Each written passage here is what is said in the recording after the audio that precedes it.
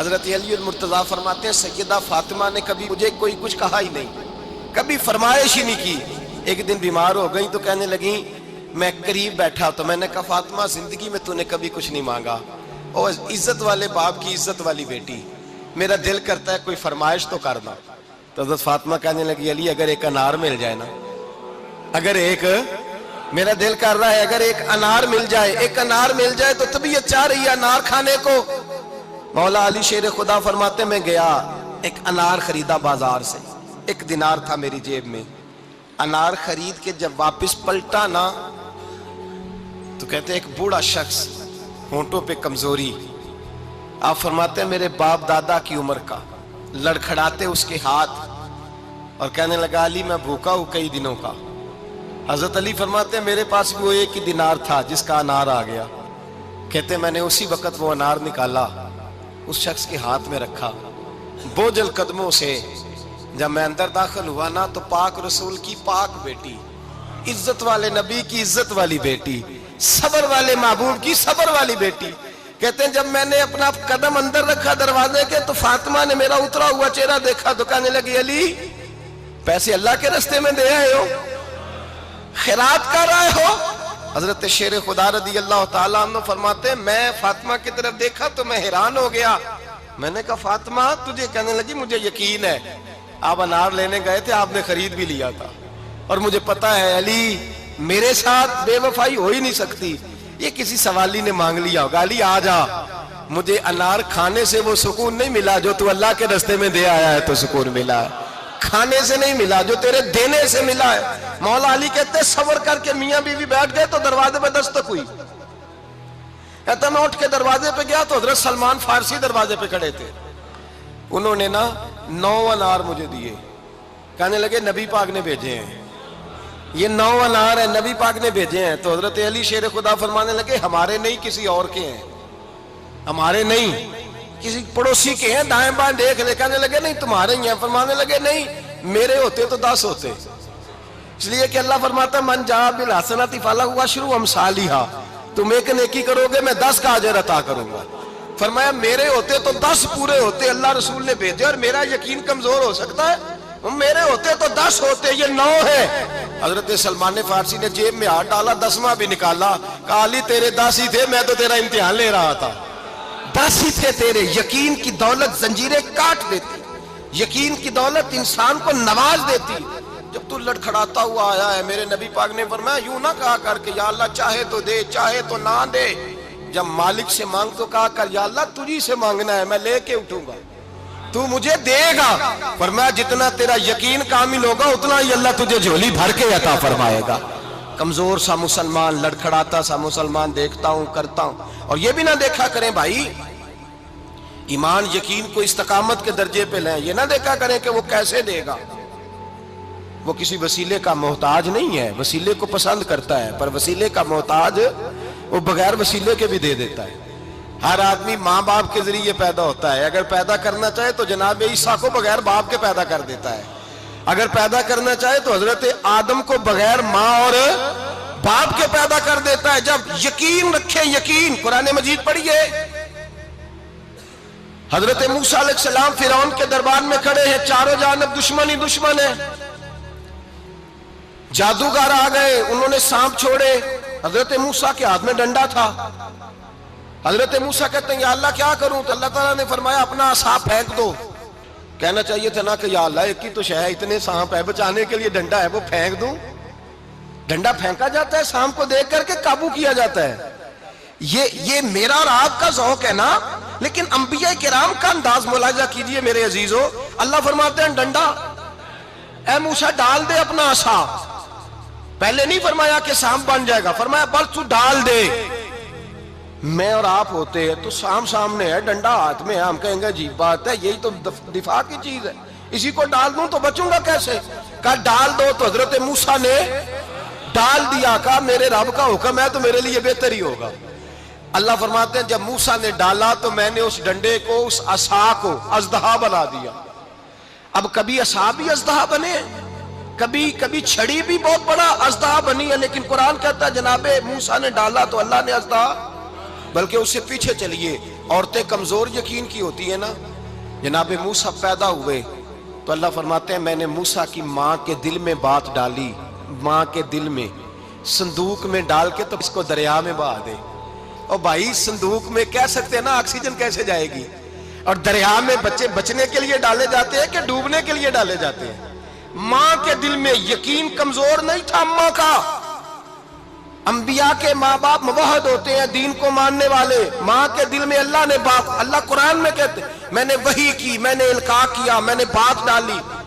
حضرت موسیٰ کی ماں کہتی ہے میں نے ڈال کے نا سمندر میں بیٹا, میں نے سمندر میں بیٹا ڈال کے صندوق میں بند کر کے رب کے حوالے کیا. آپ فرماتے ہیں میرے مالک کا بھروسہ کیا تو پھر میرے مالک کا کام دیکھو, کمال دیکھو. میں نے دریا میں ڈالا, اللہ نے فرعون کے گھر میں میرے بیٹے کی پرورش کرا دی. یہ یقین کہ حضرت موسیٰ کے پاس قوم آئی, قرآن پڑھیے, کہا جناب پانی چاہیے. وَإِذِ اسْتَسْقَىٰ مُوسَىٰ لِقَوْمِهِ, موسیٰ نے اپنی قوم کے لیے پانی مانگا. ہم نے کہا فَانْفَجَرَتْ مِنْهُ اثْنَتَا عَشَرَةَ عَيْنًا, اپنا ڈنڈا پتھر پہ مارو. عقل والا آدمی ہوتا تو اڑ جاتا, کہتا یا اللہ پتھروں سے بھی کبھی پانی نکلا ہے. اضرب بعصاک الحجر, مارو پتھر پہ ڈنڈا. اللہ کے نبی نے منٹ نہیں لگایا, ٹھا کر کے ڈنڈا لگایا. فَانْفَجَرَتْ مِنْهُ اثْنَتَا عَشَرَةَ عَيْنًا, اللہ فرماتے ہیں جناب موسیٰ نے ایک عصا مارا, میں نے 12 چشمے جاری کر دیے. تو لے تو اللہ کرتا ہے, اللہ کہتا ہے پڑھ نماز روزی دوں گا, کہتا ہے سوچتا ہوں. اللہ فرماتا ہے آجا مسجد میں تیرا ہو جاؤں گا, کہتا ہے دیکھتا ہوں. رب فرماتا ہے تو میرے محبوب کی غلامی کر, میں تجھے محبوب بنا لوں گا. تو کہتا ہے تھوڑا بڑا ہو کے داڑھی رکھنی ہے, ابھی سیانا ہو کے میں ذرا سرٹیفکیٹ لے لوں اسرائیل سے کہ کتنے سالوں کے بعد آئیں گے, پھر شروع کروں گا. پروگرام بنا رہا ہے, ابھی تو ارادے میں ہے. اللہ کے پیغمبر کا ڈنڈا, اور اس سے زیادہ آگے بات ہو گئی. پیچھے فوج لگی ہوئی ہے فرعون کی, مجمع ہے, ہزاروں لاکھوں کا لشکر لے کے, تلواریں نیزے, فرعون پیچھے, آگے دریا آ گیا. حضرت موسیٰ علیہ السلام کھڑے ہیں, اب کدھر جائیں؟ اللہ پاک نے فرمایا مارو ڈنڈا. کہاں؟ پانی پہ ڈنڈا مارو. اب حضرت موسیٰ علیہ السلام پانی پہ ڈنڈا مارے تو پانی ابھرے گا, اس سے زیادہ کیا ہوگا؟ پہلے پتھر پہ ڈنڈا مروایا تو پانی نکلا, اب پانی پہ ڈنڈا مروایا. فَإِذْ فَرَقْنَا بِكُمُ الْبَحْرَ فَأَنْجَيْنَاكُمْ وَأَغْرَقْنَا آلَ فِرْعَوْنَ, اللہ فرماتے ہیں موسیٰ نے پانی پہ ڈنڈا مارا تو میں نے پانی میں رستے بنا دیے. ایک جگہ ڈنڈا مارا تو پانی نکل آیا, دوسری جگہ عصا مارا تو پانی خشک ہو گیا. 12 چشمے بن گئے, 12 رستے بن گئے دریا میں سے. حضرت موسیٰ علیہ السلام گزر گئے, اور اللہ فرماتے ہیں فرعون بھی آیا تو اسے میں نے غرق کر دیا, اور وہ کھڑا دیکھتا ہی رہ گیا کہ بنا کیا ہے. یہ تو بات ہے حضرت موسیٰ کی, میرے مصطفیٰ کے غلام. حضرت سعد بن ابی وقاص قادسیہ کی جنگ کے لیے نکلے, رستے میں دریائے نیل آ گیا. حضرت سیدنا سعد بن ابی وقاص اب کہاں سفر طے کر کے آئے, کہتے ہیں پتہ ہی نہیں تھا کہ دریا آ جائے گا. اب دور دور تک پل کوئی نہیں. صحابہ کہتے ہیں دشمن للکار رہا, حضرت سعد بن ابی وقاص دریا کنارے کھڑے ہوئے, ایمان, یقین اور استقامت, ڈٹ گئے. کہنے لگے او دریا, اگر تو حضرت موسیٰ کی نافرمان قوم کو رستہ دے سکتا ہے, محمد عربی کے وفادار نہ اتر ہیں, ہم تو رسول اللہ کے ماننے والے ہیں. دشت تو دشت ہے, دریا بھی نہ چھوڑے ہم نے, بحر ظلمات میں دوڑا دیے گھوڑے ہم نے. فرمایا چھوڑ رستہ. صحابہ کہتے ہیں اس وقت ہم نے نعرے لگائے جب دریا نے رستہ ہی چھوڑ دیا. کہتے ہیں پھر اللہ رسول پر ہم ذکر کرنے لگے, درود پڑھنے لگے, دریا سے رستے بن گئے. فرماتے ہیں 10,000 کا لشکر گزر گیا. اس پار جب گیا نا تو حضرت سعد بن ابی وقاص نے پھر مجمع پہ نظر ڈالی. فرمایا کسی کی کچھ ہے تو نہیں رہ گئی پانی میں, کوئی دریا میں چیز تو نہیں رہ گئی. ایک صحابی کہنے لگے میرا مٹی کا پیالہ رہ گیا ہے. یار ذرا دیکھیے انداز دیکھیے, مٹی کا پیالہ. او یار چھوڑ پرا, مٹی کا پیالہ کیا ہوتا ہے, اب تو مٹی کے پیالے کی بات کرے گا. چھوڑ دے, کیا کرتا ہے. اس نے کہا پیالہ میرا رہ گیا ہے. تو حضرت سعد بن ابی وقاص کہنے لگے کیوں ہمارا پیالہ رہ جائے, ہم رسول اللہ کے نوکر ہیں.